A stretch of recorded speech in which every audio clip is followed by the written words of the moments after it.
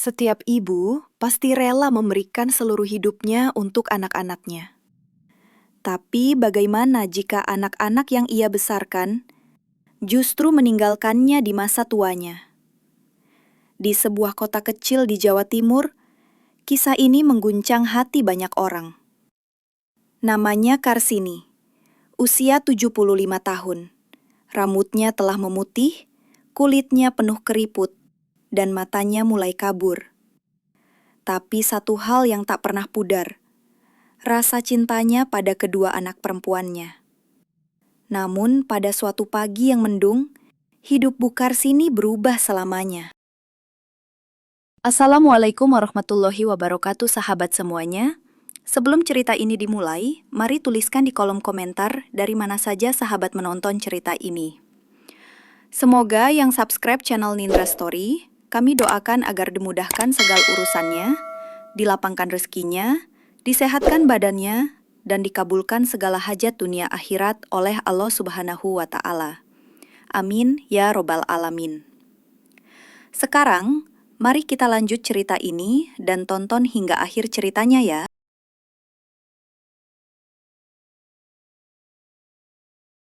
Langit Sidoarjo mendung, jalanan basah.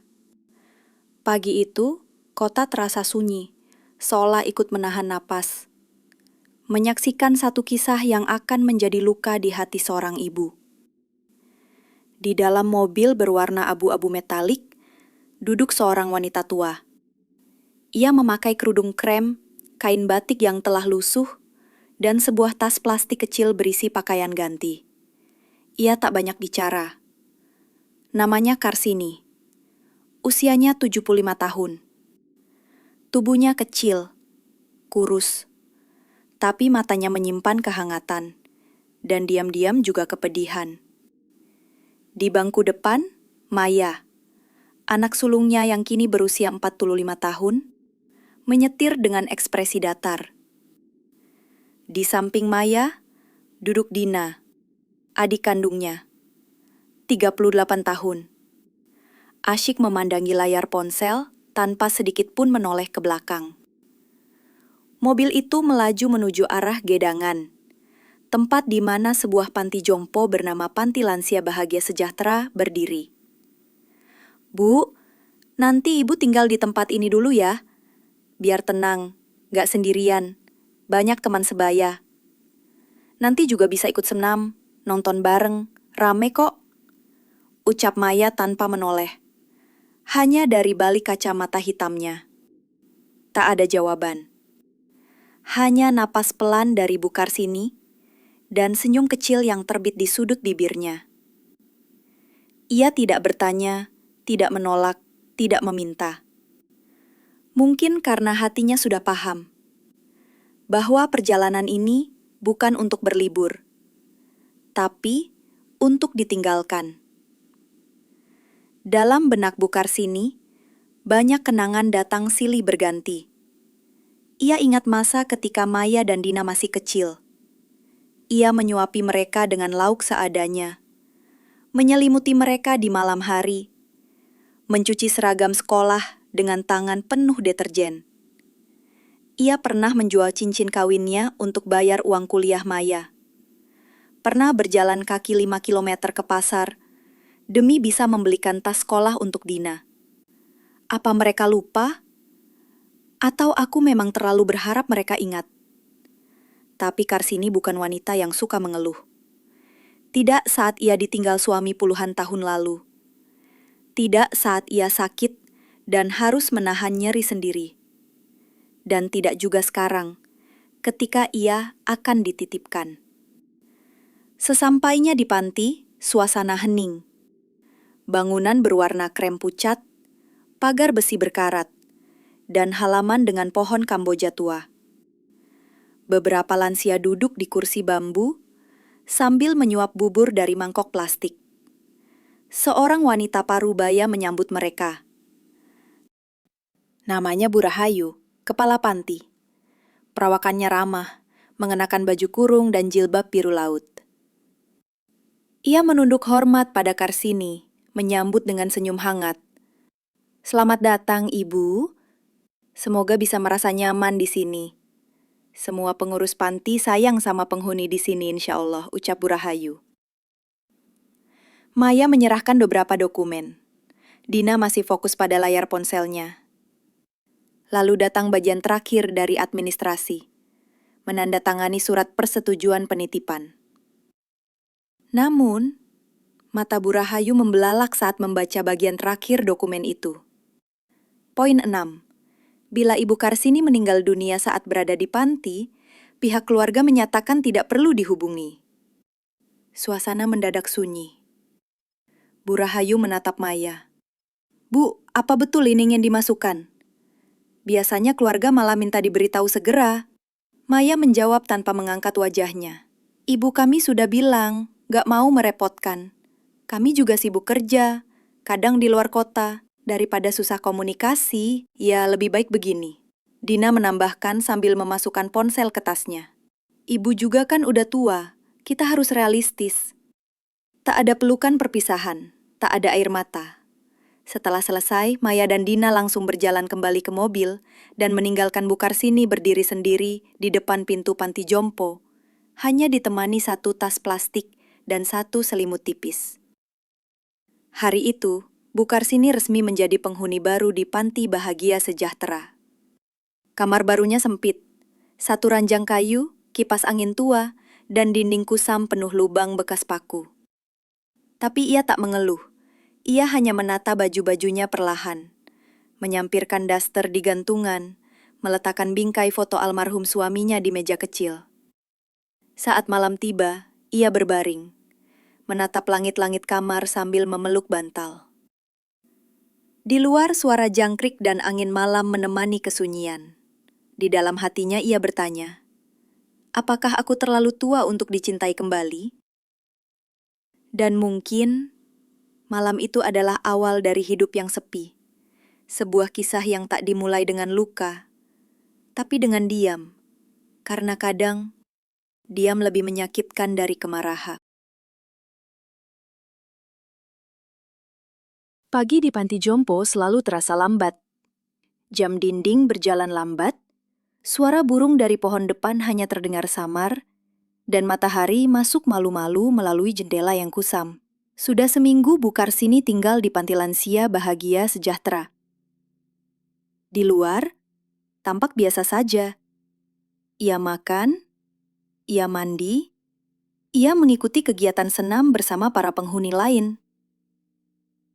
Ia selalu tersenyum, tak pernah membuat keributan. Bahkan pengurus panti menyebutnya salah satu penghuni yang paling ringan tangan. Tapi di dalam dirinya, ada sunyi yang tidak bisa diungkapkan. Bu, ibu kok gak pernah dijenguk ya? Pertanyaan itu datang dari Mbah Tumirah, tetangga kamarnya. Seorang nenek cerewet namun berhati hangat. Cucu-cucuku masih suka video call loh. Ada yang kerja di Kalimantan, tapi tiap malam menelepon. Ibu gimana mbak? Bu Karsini hanya tersenyum. Lalu berkata lirih. Mereka sibuk Mbak Tum. Aku nggak mau ganggu. Di matanya tidak ada amarah, hanya ada kerinduan yang disimpan baik-baik. Pada malam ke-10, Bu Karsini duduk di depan meja kecil kamarnya. Ia mengambil selembar kertas, ballpoint yang dipinjam dari Bu Rahayu, dan mulai menulis.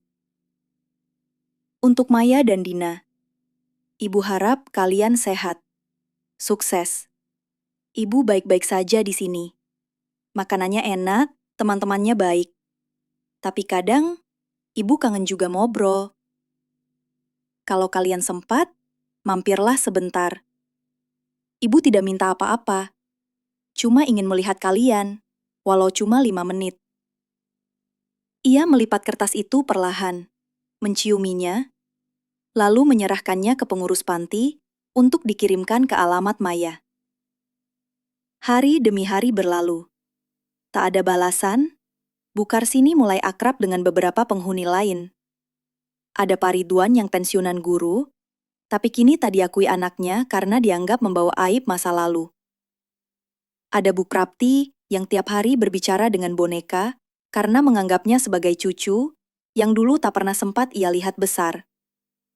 Di sudut ruang makan, mereka saling berbagi kisah, dan satu benang merah selalu muncul. Rasa ditinggalkan. Mereka semua pernah menjadi segalanya bagi keluarga.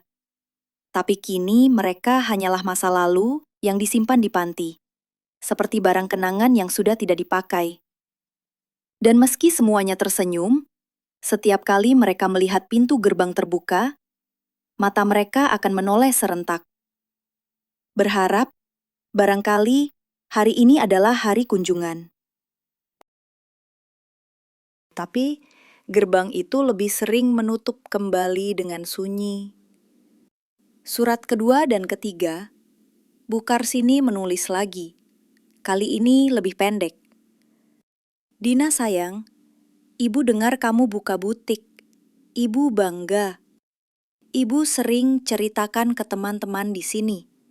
Kalau ada waktu, tolong kirim foto bajumu ya. Ibu pengen lihat. Surat itu pun dikirim. Tak lama, ia menulis surat ketiga. Kali ini untuk Maya. Maya, kamu masih ingat rumah kita dulu, yang ayahmu bangun dari nol. Ibu hanya ingin bilang, Ibu bangga padamu. Kamu anak hebat. Tapi kadang ibu kangen waktu kamu kecil. Suka narik-narik daster ibu sambil bilang, Bu, peluk. Sekarang, cuma itu yang ibu minta. Tak satupun surat itu dibalas. Tak ada kunjungan, tak ada telepon, tidak ada kabar. Tapi anehnya, Bu Karsini tak pernah menyesal menulisnya.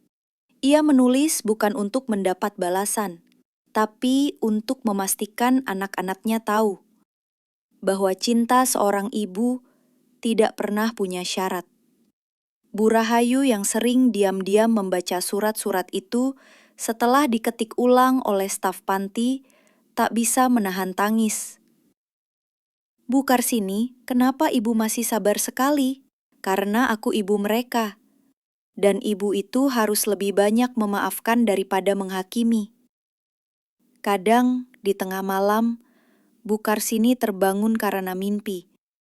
Ia bermimpi tentang masa muda, tentang saat ia menggendong Maya yang demam, atau saat Dina merengek minta dibelikan sepatu baru. Ia terbangun dengan mata basah, lalu duduk di kursinya, mengelus rambutnya yang semakin tipis, dan berkata pelan, kalau memang mereka sudah lupa, tidak apa-apa. Ibu masih punya Allah. Dan malam itu seperti malam sebelumnya. Panjang, sunyi, dan penuh doa. Tapi kisah Bu Karsini belum berhenti di situ. Saat cinta seorang ibu tak kunjung dihargai, semesta kadang bergerak diam-diam, dan video berdurasi 1 menit akhirnya mengubah segalanya. Ada satu malam yang terasa berbeda. Panti jompo sepi seperti biasa. Lampu-lampu mulai dimatikan satu persatu. Para lansia sudah masuk ke kamar masing-masing, kecuali satu, Bu Karsini, yang masih duduk di kursi rotan kecil di teras belakang. Di pangkuannya terlipat sebuah surat yang gagal ia selesaikan. Dan di sudut matanya, tertahan air yang tak ia izinkan jatuh. Tapi malam itu, seseorang memperhatikan dari kejauhan. Bu Rahayu, sang pengelola panti, yang sudah bertahun-tahun menyaksikan cerita sunyi para lansia, untuk pertama kalinya merasa bahwa ada luka yang tak bisa disembunyikan oleh senyum. Ia mendekat, lalu duduk pelan di sebelah Bu Karsini. Bu, boleh saya rekam ibu sedikit untuk dokumentasi panti? Tidak akan disebutkan nama. Saya hanya ingin dunia tahu bahwa cinta seorang ibu itu kadang tak dianggap, padahal ia adalah segalanya. Bu Karsini tersenyum, lalu mengangguk. Dan tanpa skrip, tanpa latar musik, tanpa make up, sebuah testimoni keluar dari hati yang paling jujur. Video itu berisi ini. Anak saya perempuan, dua-duanya. Waktu kecil, saya mandikan mereka, suapi, sampai saya nggak makan pun nggak apa-apa, asal mereka kenyang. Sekarang saya dititipkan di sini. Katanya biar tenang, tapi saya cuma pengen lihat mereka. Sekali sebulan pun cukup. Tapi surat saya nggak pernah dibalas. Telepon nggak ada. Video call. Mereka bahkan mungkin sudah lupa suara saya. Saya tidak marah, tapi saya ingin mereka tahu ibu itu butuh juga disayang. Video itu hanya berdurasi 1 menit 3 detik. Direkam dengan kamera HP biasa, tanpa pencahayaan khusus, tanpa efek. Namun isinya menghantam jutaan hati yang menontonnya. Bu Rahayu mengunggah video itu secara pribadi ke akun media sosialnya. Ia tidak menyebutkan nama, tidak mengumbar identitas, hanya memberi caption sederhana. Untuk kalian yang masih punya ibu, jangan tunggu nanti, jangan tunggu viral. Dalam semalam, video itu meledak. TikTok, Instagram, Facebook, Twitter, semua platform dijejali dengan video Bu Karsini. Dalam 24 jam, jumlah penontonnya menembus 5 juta. Komentar datang dari seluruh penjuru Indonesia. Saya nggak kuat nahan nangis. Tolong viralkan terus, biar anak-anaknya sadar. Kok tega ya, anak perempuan? Saya malu jadi wanita lihat begini. Pantesan hidup susah terus, kalau ibunya aja dibuang. Berbagai akun besar ikut membagikan. Influencer, selebgram, bahkan tokoh agama. Media nasional mulai menulis artikel. Ibu lansia dititipkan tanpa hak komunikasi. Kisah haru Bu Karsini mengguncang dunia maya. Meski identitas Maya dan Dina tidak disebutkan, netizen bukan orang bodoh. Wajah Bu Karsini terekam jelas. Beberapa orang yang mengenalnya langsung menyebut nama dan alamat. Akun media sosial Maya yang dulunya aktif dengan unggahan gaya hidup mewah dan kutipan motivasi, mendadak dibanjiri komentar penuh amarah. Ini kamu anak durhaka. Kamu sukses dari doa ibu kamu yang kamu buang ke panti. Hidupmu gak akan tenang, Mbak. Sementara akun bisnis butik online milik Dina diserbu komentar buruk dan rating rendah. Tokonya mulai sepi order. Beberapa konsumen bahkan minta refund. Maya, yang bekerja sebagai manajer di sebuah perusahaan logistik, dipanggil HRD. Kami tidak mencampuri urusan pribadi Bu Maya, tapi reputasi perusahaan ikut tercoreng. Anda perlu beri klarifikasi. Dina pun menerima email dari marketplace yang menampung tokonya. Laporan pelanggan meningkat drastis. Untuk pertama kalinya, 2 wanita ini merasakan dampak dari diamnya mereka selama ini. Tapi bukan sekadar karena viral, bukan karena netizen marah, tapi karena satu hal. Cinta ibu tak bisa digantikan oleh citra sosial. Pada malam ketiga sejak video viral, ponsel kantor Bu Rahayu berdering. Suara di seberang itu gugup, terbata-bata. Itu adalah suara Maya. Ibu, boleh kami menjenguk? Boleh kami jemput pulang besok? Bu Rahayu hanya menjawab lembut. Silakan, tapi tolong jangan bawa kamera. Jangan bawa maaf, bawa saja pelukan yang dulu pernah ibu kalian beri dengan tulus. Dan di malam itu Bu Karsini tidak tahu bahwa esok pagi gerbang yang selama ini sunyi akhirnya akan terbuka untuk dia. Bahwa suara langkah kaki yang selama ini hanya ia bayangkan kini akan terdengar nyata. Tapi apakah semua bisa diperbaiki? Apakah pelukan yang tertunda bisa menyembuhkan luka yang sudah dalam?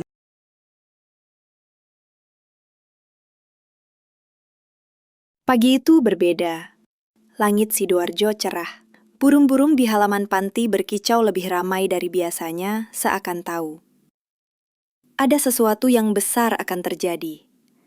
Bu Karsini sedang duduk di bangku taman, mengenakan kerudung biru tua dan daster bunga kesukaannya. Di tangannya, secangkir teh hangat hampir habis. Ia tak tahu bahwa di luar gerbang, 2 wanita yang tak pernah datang selama 3 bulan itu akhirnya muncul. Sebuah mobil berwarna abu-abu berhenti perlahan di depan gerbang. Dari dalamnya turun 2 wanita, Maya dan Dina. Tapi kali ini, tak ada kacamata hitam. Tak ada make up mencolok, tak ada gaya. Hanya wajah murung dan mata sembab yang mencoba tetap tegar. Mereka mengetuk pintu panti, disambut oleh Bu Rahayu yang menatap mereka tanpa senyum, tapi juga tanpa amarah. Hanya tenang, bijak. Silakan masuk. Ibu kalian ada di taman belakang, sedang menikmati pagi. Langkah mereka berat. Sepanjang lorong, mereka melihat banyak lansia duduk-duduk, beberapa memandang mereka dengan sorot heran, beberapa dengan sorot iba.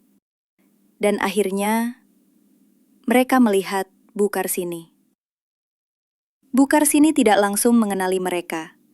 Bukan karena ia lupa, tapi karena ia sempat mengira itu hanya lamunan, atau mungkin harapan yang ia pendam terlalu lama.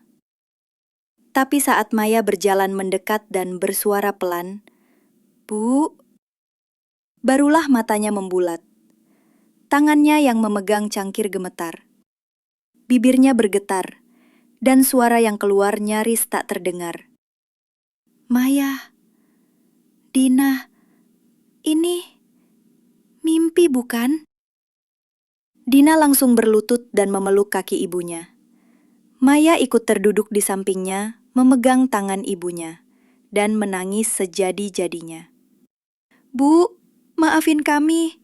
Kami salah. Kami terlalu sibuk. Kami terlalu takut dibilang repot. Kami pikir ibu kuat. Kami pikir ibu nggak akan merasa sendiri." Bu Karsini tak menjawab langsung. Ia hanya membelai kepala Dina, seperti saat anak itu dulu jatuh dari sepeda. "Ibu nggak marah. Ibu cuma kangen." Setelah pelukan itu, Maya dan Dina berbicara dengan Bu Rahayu. Mereka menyampaikan niat untuk membawa ibu mereka pulang. "Kami akan rawat ibu di rumah. Kami sudah siapkan kamar khusus. Kami tidak akan ulangi ini lagi." Bu Rahayu tidak menolak, tapi ia memberi satu pesan tegas.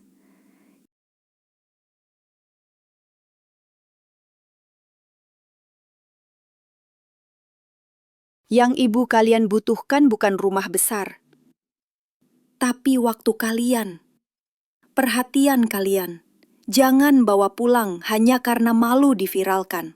Bawa pulang karena kalian sadar bahwa tak ada tempat untuk seorang ibu selain di dalam hati anak-anaknya." Maya mengangguk.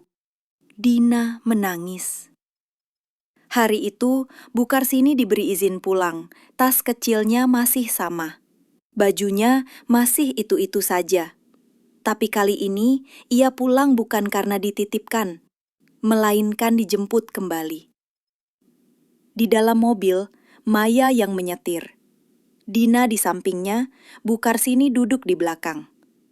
Tapi tak seperti perjalanan 3 bulan lalu. Kini mobil itu penuh dengan diam yang syarat makna. Sampai akhirnya suara Bu Karsini memecah kesunyian. "Kalau nanti ibu sakit, jangan takut ya. Ibu nggak minta dijaga tiap jam. Ibu cuma mau kalian sesekali temani ibu makan. Cerita-cerita, dengerin lagu bareng." Maya menoleh ke kaca spion. Matanya basah lagi. "Iya, Bu. Kami janji. Kami janji nggak akan tinggalin ibu lagi." Sesampainya di rumah, Bu Karsini masuk ke kamar barunya. Dihias rapi. Ada bunga, foto keluarga, bahkan televisi kecil. Tapi malamnya, ketika Maya sudah tidur dan Dina ke dapur, Bu Karsini duduk di ranjang, memegang surat terakhir yang ia tulis di panti. Surat yang tak pernah dikirimkan karena sudah terlalu sedih untuk dibaca. Ia membuka lipatannya dan membaca kembali. "Ibu tidak pernah membenci kalian, tapi ibu sering bertanya pada Tuhan, apakah cinta ibu kurang dalam sampai kalian merasa boleh meninggalkan ibu begitu saja? Pelukan bisa memulihkan, tapi luka tetap meninggalkan bekas. Dan kadang yang paling menyakitkan, bukan dibuang ke tempat asing, tapi dilupakan oleh orang yang pernah tumbuh di dalam rahimmu."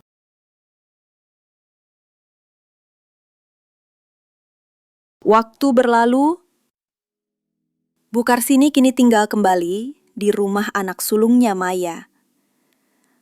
Sebuah rumah bertingkat 2 dengan pagar hitam dan taman kecil di depan. Kamar Bu Karsini ditempatkan di lantai bawah. Dilengkapi TV kecil, tempat tidur empuk, bahkan kursi pijat otomatis yang baru dibeli Dina lewat marketplace. Segalanya terlihat lebih baik. Tapi di dalam hati Bu Karsini masih ada ruang kosong yang belum sepenuhnya terisi. Maya kini lebih sering berada di rumah. Ia bahkan mengajukan kerja dari rumah seminggu 2 kali. Dina pun lebih rajin pulang. Mereka membawakan makanan kesukaan ibu, menemaninya nonton sinetron sore, sesekali mengajaknya ke taman dekat kompleks. Namun setiap malam ketika lampu kamar dimatikan dan hanya remang-remang dari lampu meja yang menyala, Bu Karsini tetap duduk lama di tepi ranjang. Diam, menatap dinding, seolah sedang berbicara dengan dirinya sendiri. Suatu malam, Maya melihat ibunya duduk menulis. Ia mendekat perlahan dan bertanya, "Bu, nulis apa?" Bu Karsini tersenyum. "Nulis surat buat Ibu Rahayu di panti. Ibu kangen teman-teman di sana. Mereka banyak bantu ibu, waktu ibu cuma bisa menunggu." Maya terdiam, merasa sesak, lalu duduk di sebelah ibunya. "Bu, aku masih merasa bersalah. Aku tahu semua ini belum cukup buat nebus apa yang dulu kami lakukan." Karsini menoleh, matanya sayu namun lembut. "Nak, ibu nggak pernah minta kalian balas. Cinta ibu nggak ditukar pakai fasilitas. Bukan kursi pijat, bukan makanan mahal, tapi waktu, kehadiran, percakapan sederhana." Ia menghela napas. "Tapi ibu juga tahu, kalian sedang belajar. Dan ibu senang karena akhirnya kalian pulang." Tak lama kemudian Dina membuat video pendek. Bukan untuk klarifikasi, tapi untuk minta maaf. "Aku dan kakakku menitipkan ibu kami ke panti, dan kami buat perjanjian agar tidak dikabari jika ibu meninggal. Sekarang aku bilang, itu keputusan terburuk dalam hidup kami. Kami malu, tapi kami juga belajar. Kami harap orang lain gak harus tunggu viral, gak harus dihujat, baru sadar bahwa satu-satunya yang gak akan ninggalin kamu adalah ibu kandungmu."